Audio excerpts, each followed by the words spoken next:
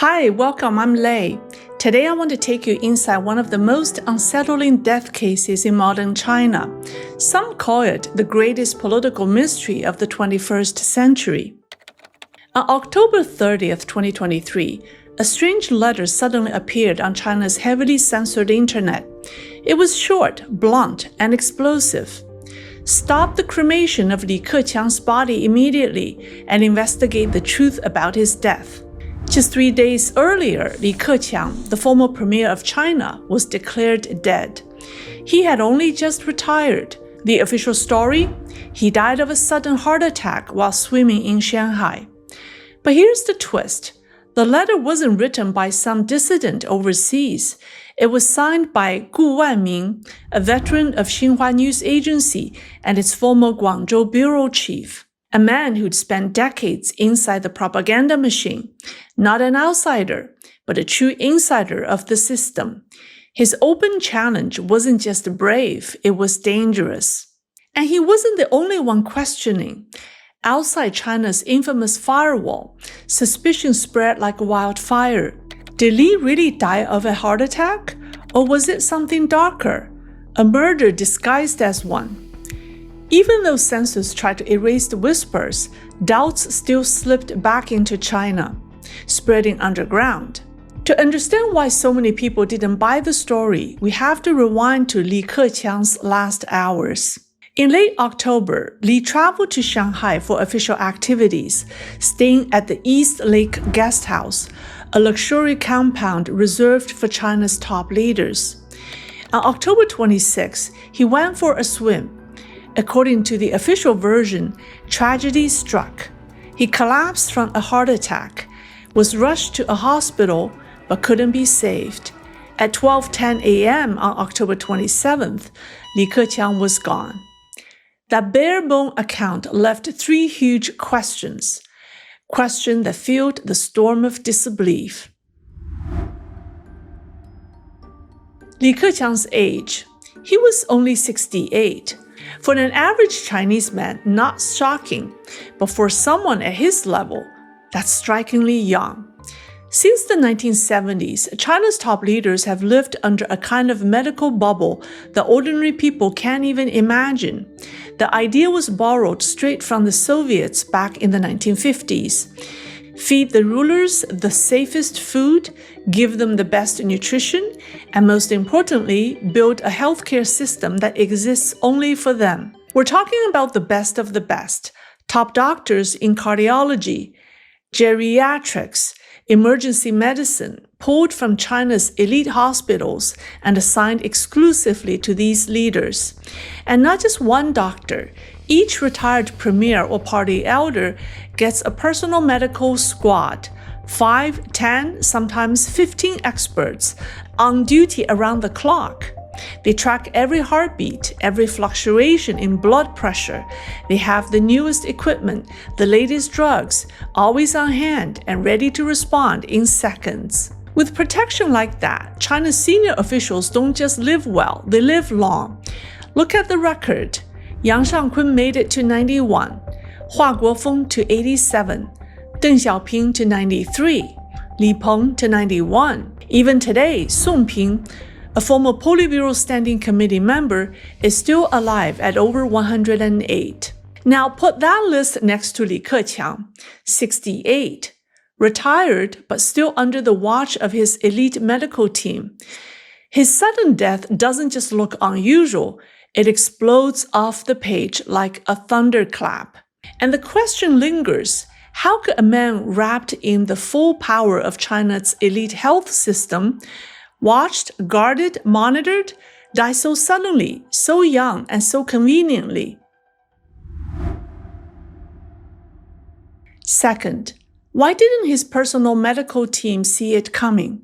Every retired premier has a round-the-clock team of doctors, 5, 10, sometimes 15 experts, monitoring them 24/7. These aren't amateurs. They are the best in the country. Could all of them really have missed the warning signs? Most heart problems don't appear out of thin air. Fatigue, chest tightness, shortness of breath, something usually shows up. But according to the official story, Li went from swimming to dead in an instant, with no signs at all. Does that really add up? Third, why was he taken to the wrong hospital? Shanghai is home to two of the best heart centers in the country, Zhongshan Hospital and Ruijin Hospital. Both are world-class. Yet Li was sent to the Shuguang Hospital, a place known more for traditional Chinese medicine and chronic care, not emergency heart treatment. From where Li was staying, Ruijin was basically the same distance. Zhongshan even had a helipad. He could have been flown straight in. So why Shuguang? Why bypass the obvious choices? These three puzzles lit up the internet. Online detectives pieced them together and came to a chilling conclusion. Li Keqiang didn't just die of a heart attack. He was given a heart attack. Rumors multiplied that his ambulance took a detour, wasting precious minutes, that the country's top heart doctors were called, but barred from entering the operating room until it was too late, that doctors tried desperate last measures, but by then nothing could be done. And then the whispers turned sharper. If Li Keqiang was given a heart attack, only someone higher than him, someone with power, motive, and authority, could have ordered it. Inside China, when people said someone higher, everyone knew exactly who they meant. Now, let's be clear. These are theories filled with gaps and contradictions. Whether they sound convincing depends on who you ask. But what's undeniable is this. Every witness, every document, every scrap of truth about Li Keqiang's final hours is locked away as one of China's highest state secrets. Nobody on the outside can touch it. And that leaves us with one line of investigation: motive. Why would anyone want Li Keqiang gone? That's where the story gets even darker. Xi Jinping and Li Keqiang came from completely different worlds. Li was the scholar official type, a technocrat, an economist with a doctor's degree from Beijing University. Xi Jinping, a princeling, born into party royalty. His education was very modest, but his bloodline carried him. Back in 2008, during the global financial crisis, Li was already vice premier, helping Wen Jiabao launch a 4 trillion yuan stimulus plan. It kept China afloat, lifted growth, and made Li look like a leader who actually cared about people's livelihoods. By 2012, Xi rose to the top as party secretary general, and the next year, Li became his premier. They were called the fifth-generation leadership duo. But here's the problem. That duo was never really a duo. Traditionally, the general secretary oversaw the party, while the premier ran the economy and the state council. Xi Jinping wasn't interested in tradition. He wanted all the power for himself. So he gutted the premier's office, moved its authority into new party commissions, and of course, he chaired them all. Li's role shrank into that of a glorified secretary. By 2020, Li broke ranks in public. At a press conference, he dropped a bombshell. 600 million Chinese were living on less than 1,000 yuan a month. That's about $140. In one sentence, he shattered Xi Jinping's proud declaration that poverty had been eliminated in China. Li basically said, on live television, the emperor's claim is a lie. After that, rumors swirled before the 2020 Party Congress that she might be replaced, might even by Li. Of course, that never happened. She secured his third term, and Li retired. His entire reformist camp, Hu Jintao and the rest, was wiped out in front of the cameras. Who can forget that scene? Hu Jintao forcibly escorted out of the Congress Hall, confused, protesting, as the world watched. When Li said goodbye to his State Council staff in 2023, he left behind a cryptic phrase, "Men do their work, but heaven bears witness." Many heard it as a final act of protest after a decade of being sidelined. Then, just 2 months before his death, Li visited Dunhuang's Mogao caves. Crowds greeted him with genuine warmth, shouting, "Hello, Premier!"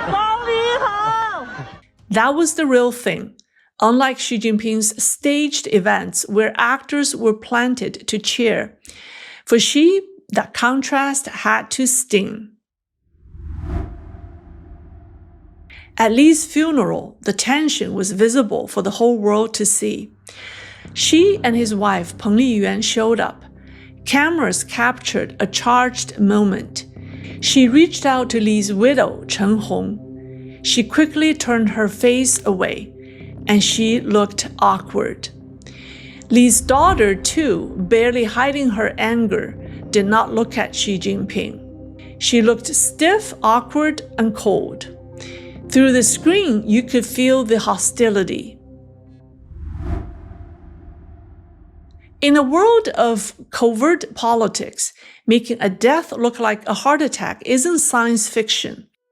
In 1959, Soviet assassin Bogdan Stashinsky killed Ukrainian leader Stefan Bandera with a cyanide spray pistol.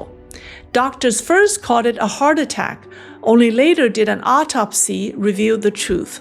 So when Li suddenly collapsed while swimming, online sleuths connected the dots. The theory? A drug slipped into his system through the skin or injection, triggering cardiac arrest. He was rushed not to the best cardiac centers in Shanghai, but to Shuguang Hospital, which wasn't equipped for emergencies like his. Minutes wasted, specialists delayed, ECMO deployed too late. By the time help came, it was over.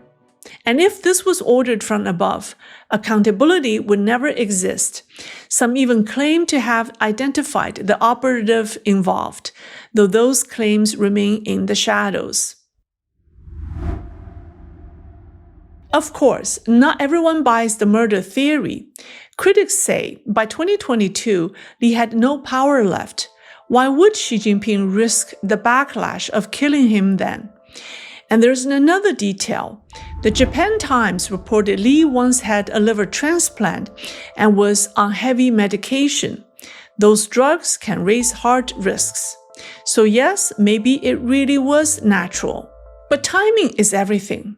His death came just as Xi was cleaning house, purging rivals, tightening control. That coincidence alone was enough to shake people. In Li's hometown of Hefei, thousands lined the streets, flowers piled up for blocks, stretching 200 meters. Grassroots grief, pure and raw. Online, though, censorship kicked in. Posts deleted, condolences erased. Even Gu Wanming, the veteran journalist who wrote that open letter demanding an investigation, was arrested, charged with picking quarrels, stripped of his pension. And just like that, silence fell. So here we are. Did Li Keqiang die by natural causes or by a manufactured heart attack? The truth may never be known. His body is gone, his medical files locked away as state secrets. In America, the JFK assassination files are still being declassified decades later. In China, the Li Keqiang files, if they even exist, may never see daylight. And that makes this not just a mystery, but a forbidden mystery.